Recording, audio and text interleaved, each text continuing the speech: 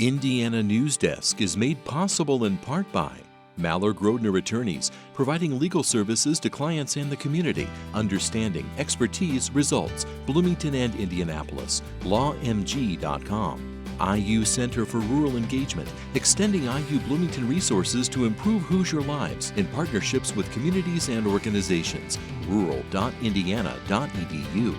Smithville Fiber Internet Security Solutions and Voice in Southern Indiana. More information at smithville.com. Bunger and Robertson Attorneys at Law, utilizing 75 years of experience, knowledge, and resources to help individuals and families recover in personal injury matters. Information at lawbr.com. And by WTIU members. Thank you. Coming up on Indiana Newsdesk. Every year, thousands of new students descend upon the IU campus. But for international students, the transition can be difficult. I'd want someone to be there to welcome me and say, hey, I'm so glad you're here. I'm glad you made it okay.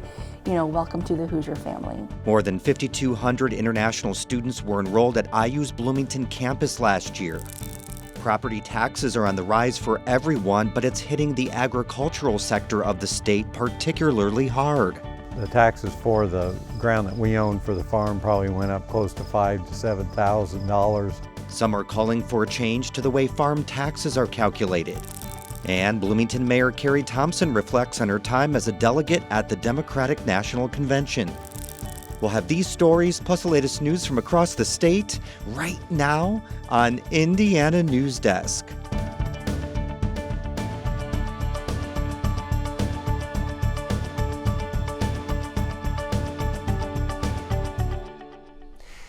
Welcome to Indiana Newsdesk. I'm Joe Wren.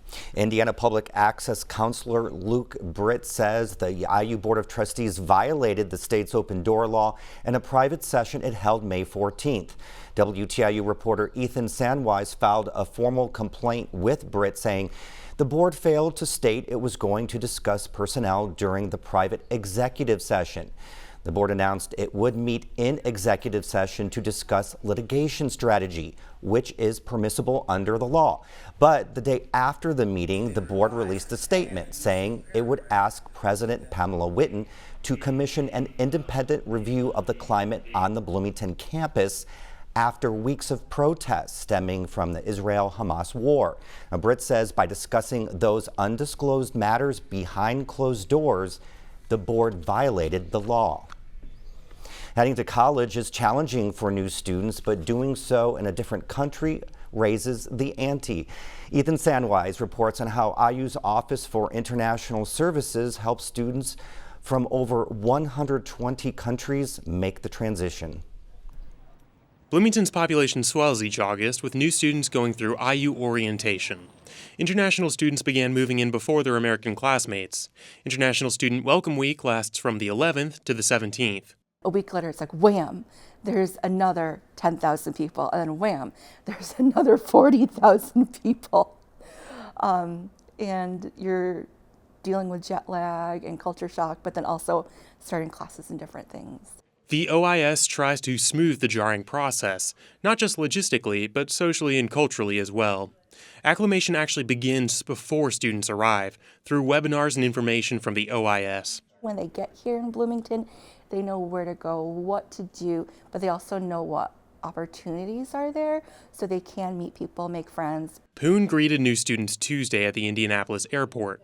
From there, it's up to her team to get international students all the resources they need for Welcome Week with the rest of the incoming students.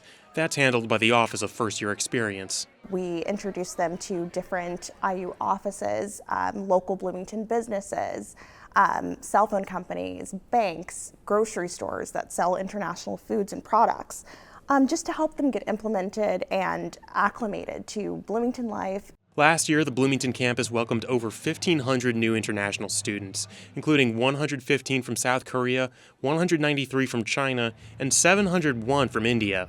That put it in the top 50 nationally, but only 15th in the Big Ten. International students make up around 5% of the freshman undergraduates. If it were me, I'd want someone to be there to welcome me and say, hey, I'm so glad you're here. I'm glad you made it okay. Welcome to the Hoosier family. The typical challenges of socializing and handling adult life can be compounded by culture shock. That's where student coordinators like Hyunji Kim can help. She's a senior at the Kelley School of Business and is from South Korea. Coordinators like her help more recent arrivals navigate the transition they made not too long ago. I didn't know nothing because I don't have friends in here and also like family and folks. So I try my best to collect the information. And I know how that is sometimes it's lonely and hard. So I'm actually trying my best to help them. International students contend with a legal landscape distinct from their American peers, traveling in and out of the country, getting a job, and maintaining visa status. No one comes to the U.S. thinking, well, now I'm going to follow all these rules and everything's going to be only that.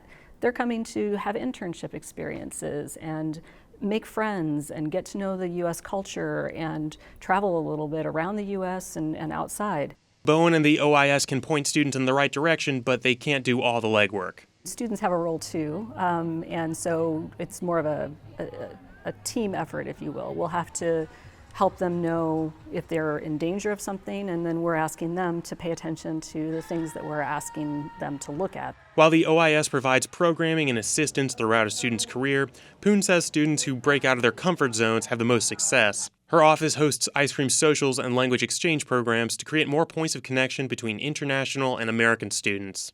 I think that's where you have students who will find, their comfort in community because they've built that for themselves.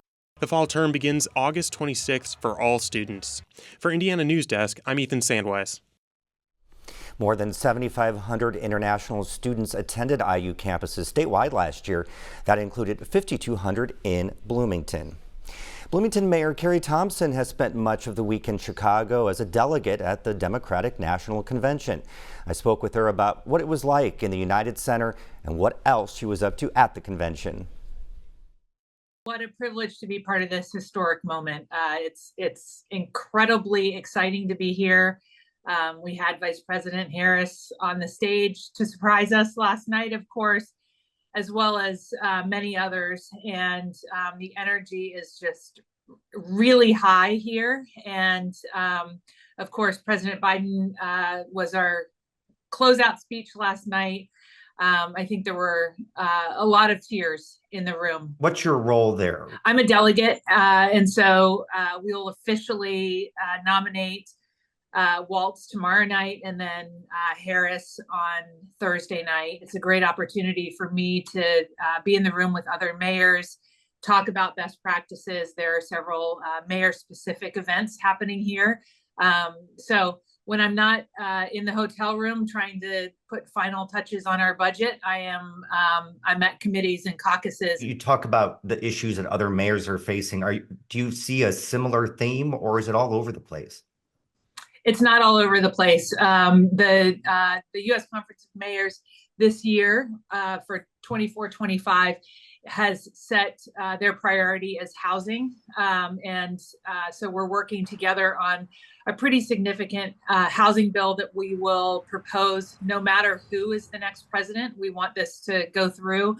Homelessness and housing is on everybody's radar, almost everybody's, but it's definitely the prevailing theme. Infrastructure, of course, has been a real theme of our mayor's conversations in the past. And of course, the bipartisan infrastructure bill now is really creating a decade of infrastructure that we are already implementing and we'll look forward to continue implementing. Now for more headlines from around the state. Well, Wednesday marked 1 year since Indiana's abortion ban went into effect, outlawing nearly all abortions in the state. In the first quarter of 2024, the state received 45 terminated pregnancy reports, the lowest number ever, and down from more than 1,900 in the first quarter of 2023. The sharp decline means more people are seeking abortions out of state. One of the Planned Parenthood health centers that are across state borders is in Carbondale, Illinois. They saw 90% of its abortion patients traveled from 16 different states, and Indiana and Kentucky were the top states traveling to that health center.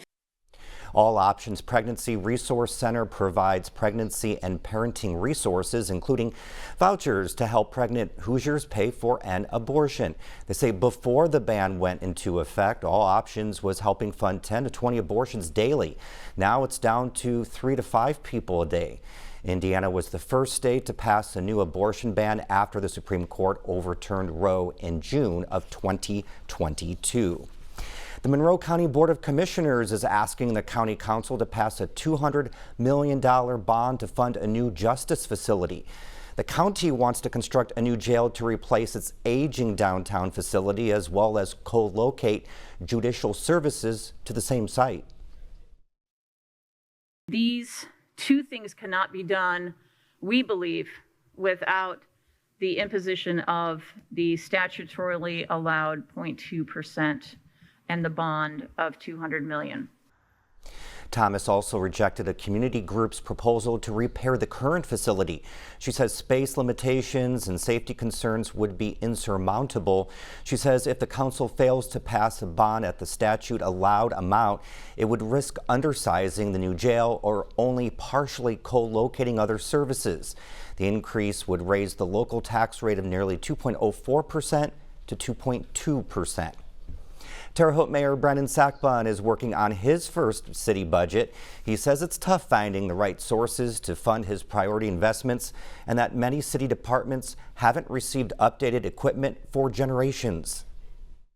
The street department used to have 80-some employees in the 90s. They're down to 34. Our cemetery department used to have 24. They're down to 9.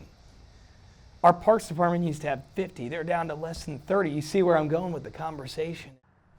Now, he says the city has learned how to do more with less, but even the new casino revenue can only be spread so thin. Sackbun says the budget will be unveiled early next month.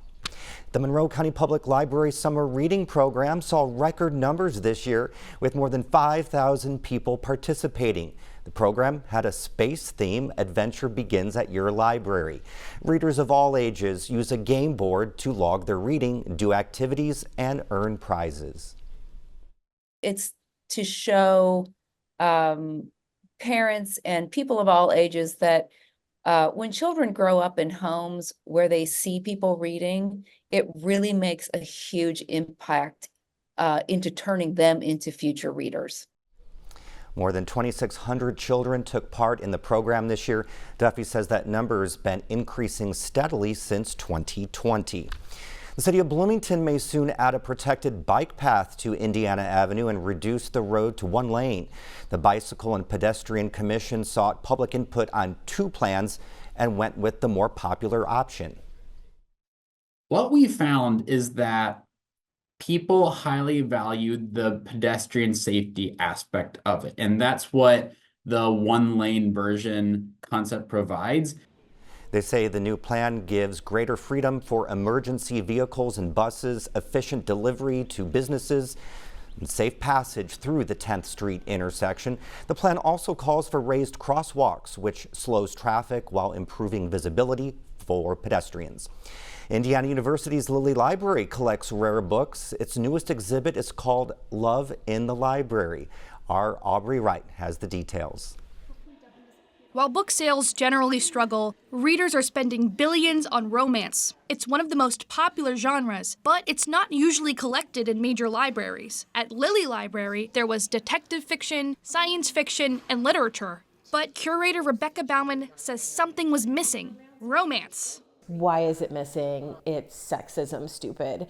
It's because women primarily, almost exclusively read and write romance. So with help from book dealer Rebecca Romney, the Lilly Library is showcasing 4 centuries of love stories. Love in the Library is now open. Bauman says the collection is diverse, showing the genre is for more than just straight white women. Everyone deserves to have the joy of a happily ever after.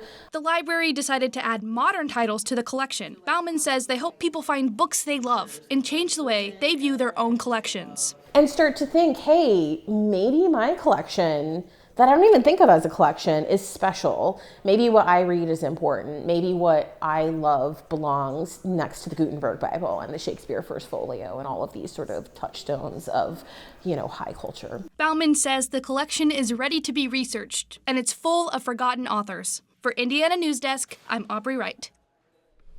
The Love in the Library exhibit is open through February 15th.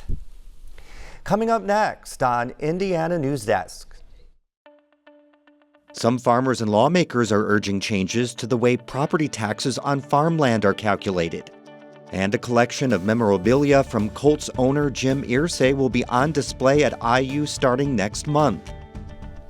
These stories and more right here on Indiana Newsdesk. This is a matter of life and death. Oh, good. Tell us everything. Something's not right. Could be worse. These two crimes are connected. That's changed everything. Wrapped your eyes in murder again. Needle in a haystack, right? I trust my instincts.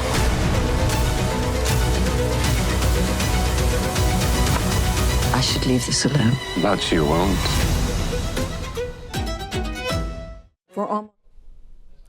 Welcome back to Indiana Newsdesk. Property tax issues have made many headlines as of late, with Indiana gubernatorial candidate Mike Braun's plan to cut property taxes stirring up controversy. But others have been debating how to handle increases to the base tax rate on farmland, which rose nearly 27% since last year. Clayton Baumgarth spoke with experts to get to the bottom of what can be done to provide relief to the agriculture industry. Every year, farmers have to contend with operating costs and variable incomes to keep their livelihoods afloat. Beans are down roughly about 25% what they were last year, and corn is down closer to 40% less than what it was last year. So those two things are kind of going against one another. Even though our profitability is extremely limited, our expenses from property taxes continue to go up. And for the last 2 years, property taxes on agricultural land have seen big increases. Between 2022 and 2023, the base tax rate rose 16%. This year, it went up nearly 27%. And next year, it's estimated to increase by another 20%. That means within 3 years, the base tax rate for farmland has gone from $1,290 per acre to $2,280 per acre. The taxes for the ground that we own for the farm probably went up close to $5,000 to $7,000 this past year, and then that means it could be as much as $10,000 more next year. And for farmers like Hayhurst, the answer to the question, is there any end in sight for these increases, is straightforward. Probably not, because as we've seen more and more inflation, it takes more and more money to run your counties every year. Schools are cost us more, and that's a big portion of property tax. Then just county government. But what's going on here? Why has the base tax rate for farmland gone up so dramatically in recent years? Like any tax question, the answer is complex. Farmland used to be assessed with a negotiated base rate. Now all assessed methods use objective measures of wealth. What that's saying is, what is the property worth for its use if you were to sell it to a disinterested stranger, right? There's a couple of ways of doing this. The sales approach is what's used on a typical home sale, what it's worth compared to similar homes in the area, while the cost approach looks at how much it would cost to replace everything on the property. Farmland uses a third approach, the income approach. This method looks at the income someone could earn off of land that is farmed on or rented out, and using an equation determines the base rate tax for agricultural land. And it calculates what somebody operating, an average farmer operating an average acre of land in Indiana could earn, and then divides that by a capitalization rate. The part of this equation causing the large increases year over year is the income or yield variable. That number comes from looking at the previous 6 years of crop operating income for farms and averaging them out. And as agriculture continues to see higher crop yields year over year, that number will continue to increase. In 2021, corn averaged at $5.45 per bushel. The next year, it went up to $7.20 per bushel. In years where crops are selling for less than average, like 2024, farmers are going to feel the squeeze. It's going to take a couple of years for lower prices to get into the formula. That really benefits us when prices are going up and our base rates lagging behind. It doesn't benefit farmers as much when prices are going down and the base rate is higher. It's important to note that an individual farmer's tax bill can be pulled up or down from the base rate depending on the quality of their land, local tax laws, and other factors. So what can be done? Lawmakers and interest groups are already beginning the conversation. Indiana Farm Bureau, Indiana Corn Growers Association, and Indiana Soybean Alliance have all said property taxes will be one of the largest issues they take into the 2025 legislative session. Then I have some sympathy for my friends who are farmers because their taxes, you may argue with a good basis that they're too low, but they jump all over. We're not used to it on the other side. Delaney says lawmakers should deal with the issue, but must do so in a measured way as to not upend the systems that rely on property taxes. The reason we have property taxes is to support local government.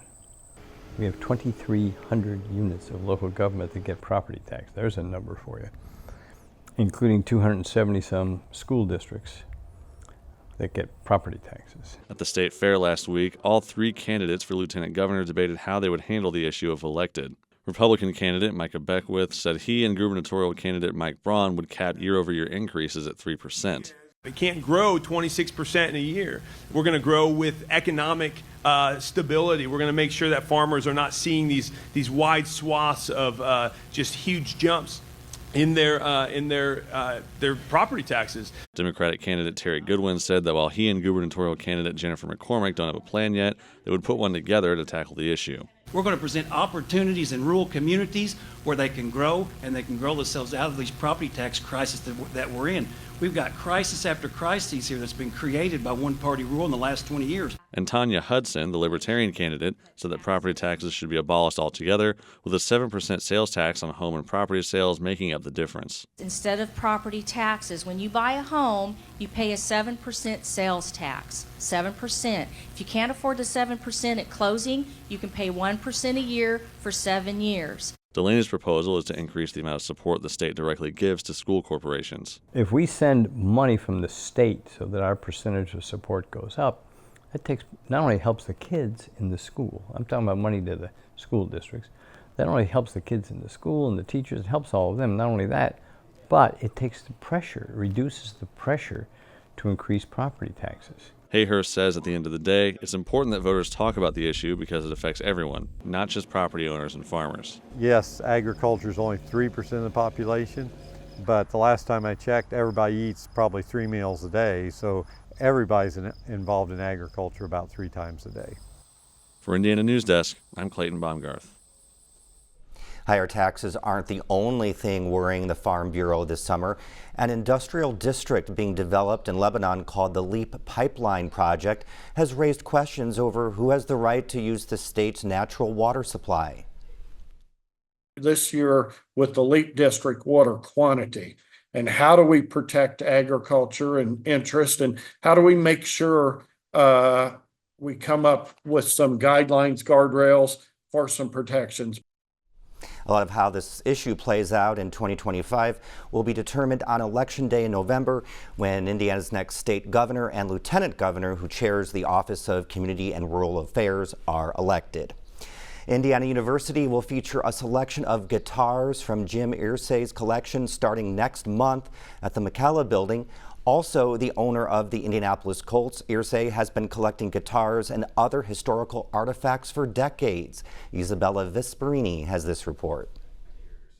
Larry Hall oversees the Irsay collection of items relating to rock music, American history, and pop culture. It includes over 220 guitars and about 500 items overall. David Gilmour, Pink Floyd, the Black Strat is right here. Jerry Garcia's Tiger over my left shoulder. There's so many from Eric Clapton and Prince and just so many different people that were such a big part of American history through rock and roll. Guitars that belong to members of the Beatles are part of the collection. So are the heads of the drum set the Beatles used during their iconic 1964 performance on The Ed Sullivan Show. Because we have so many different areas, there's almost always something for everyone. Irsay's first major purchase was Jack Kerouac's On the Road scroll. It was written in the 1950s and defined the Beat generation. That was also one continuous stream of thought. There are no paragraphs on the scroll. So it's a unique piece, and that one piece he purchased in the early 2000s, and that's really the genesis of the collection as we know it today. Hall works with Irsay to protect, preserve, and promote the collection. When I'm looking for something that could potentially join the collection, there's this sort of triumvirate of the artifact itself, the artist, and then a moment in time. Irsay often hosts concerts and tours around the country with his collection. IU's McCalla School will be next. Some of the less seen guitars will be on display starting September 27th. He's inspired by the artifacts. He loves the inspiration that the artifacts themselves gives, the artists, the presidents, whoever was connected to it, and he wants to share that with the world. For Indiana Newsdesk, I'm Isabella Vesperini. And IU fans may soon see corporate logos on the Hoosiers football field and basketball court. IU Athletics is partnering with IU Sports Properties to sell space for logos at the 25-yard line at Memorial Stadium and at each end of the court at Assembly Hall. USA Today says on-field logo deals could generate between $3.8 and $4.2 million annually for Power 4 conference schools like IU. Only one logo will be sold for each of location, and any deal will be for multiple years. That's the end of this program, but our work continues online as we cover the news throughout the week at WTIUnews.org. Have a great weekend.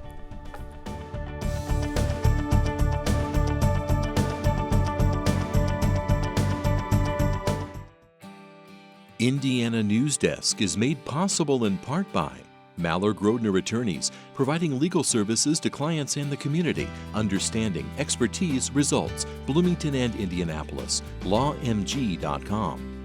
IU Center for Rural Engagement, extending IU Bloomington resources to improve Hoosier lives in partnerships with communities and organizations. Rural.indiana.edu. Smithville Fiber Internet Security Solutions and Voice in Southern Indiana. More information at smithville.com. Bunger and Robertson Attorneys at Law, utilizing 75 years of experience, knowledge, and resources to help individuals and families recover in personal injury matters. Information at lawbr.com. And by WTIU members. Thank you.